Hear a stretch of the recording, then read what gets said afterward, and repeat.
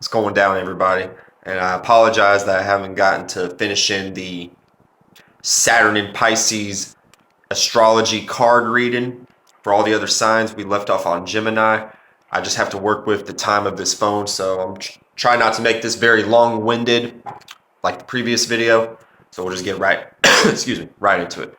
So now we're getting into Cancer. So Cancers, since Saturn's going into Pisces, is going to be a trine energy. So y'all are going to have more energy, and y'all are going to have more of a understanding of how to actually like gain a stability or a stepping stone in your life. But at the same time, you got to make sure that this stability doesn't put you into lazy energies, because that's what trines and sextiles do. They put you into energies to where, since it's positive, you may think that it's positive enough to where it don't need to be structured or shaped and everything like that, which is not the case. Everything always needs to like have shape and structure, and especially when we're dealing with Saturn. And look what card I pulled. Saturn. So this is the energies that Cancers are going to be dealing with. So Cancers, y'all are going to be on the spectrum of Saturn and Pisces is going to be the theme for y'all for like the next 2 or 3 years. So basically everything I just described is related to this card. So once again, y'all are going to have to set boundaries with your emotions, because Cancers deal with the emotional state. So, and it's ruled by the moon. And Saturn and the moon, the way they rotate in the solar system is very opposite, as far as it takes the moon 28 days to go around the zodiac.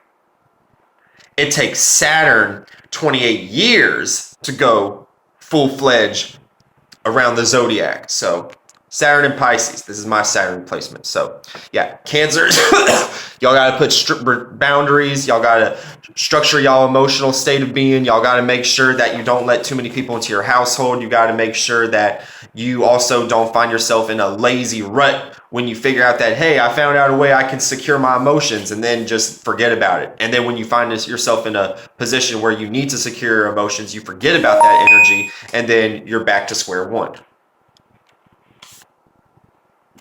So Leos, I didn't even mention that I was doing the card shuffle for Leos, but with Leos, I'm going to just go ahead. This is the card that y'all got, Venus. So as far as Saturn's influence on Leo, Leo is going to be affected in the way of slightly oppositional, slightly in conjunction based energy, because it's still cusp in Aquarius. So Leos, y'all still may feel that authoritative oppositional energy, or this trouble with authority and everything, but at the same time, you're able to deal with your creativity.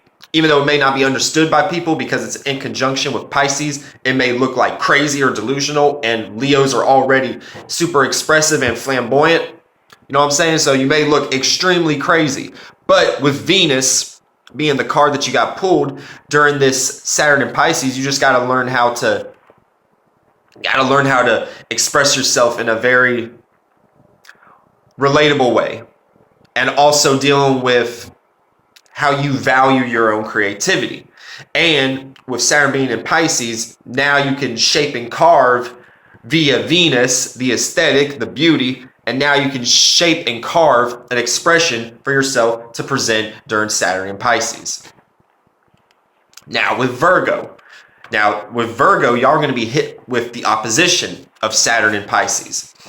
So already off the get-go, y'all are going to be feeling like heat from everybody just for you being yourself. You're already overanalyzing. You're already a very critical person naturally. So the slightest criticism or anything like that could send people off the rails, and then they think that you're opposing them because Saturn's in Pisces. So people are trying to see reality and see stability through the lens of Pisces, which